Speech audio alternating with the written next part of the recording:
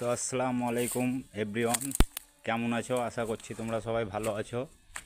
তো তোমাদেরকে আজকে একটা জিনিস দেখাবো।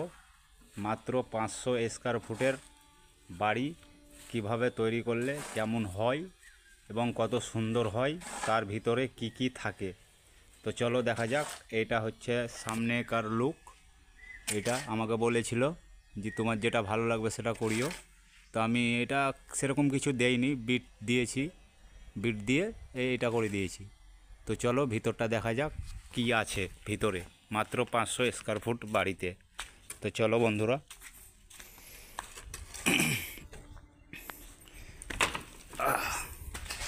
এই দেখো, ঢুকেই সামনে ছোট্ট একটা প্লেস, তারপরে এই সিঁড়ি ছাদে যাওয়ার জন্যে, তারপরে আছে ডাইনিং, ছোট্ট ছোট্ট একটা ডাইনিংয়ের এতে অ্যাটাচ, মানে রান্না করার যেটা ঘর বলে আর কি, রান্নাঘর। এই দেখো, ছোট্ট, বেশি বড় না, এই স্ল্যাব। তারপরে হয়ে গেল তোমার বাথরুম।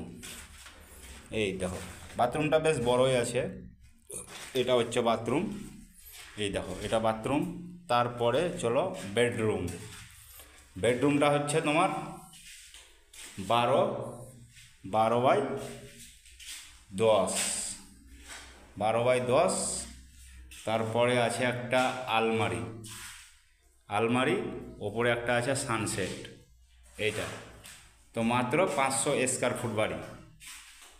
তো কেমন হয়েছে অবশ্যই কমেন্টে জানাবে। তো এখান থেকেই আমার ছোট্ট মিনি ব্লগটা শেষ করলাম।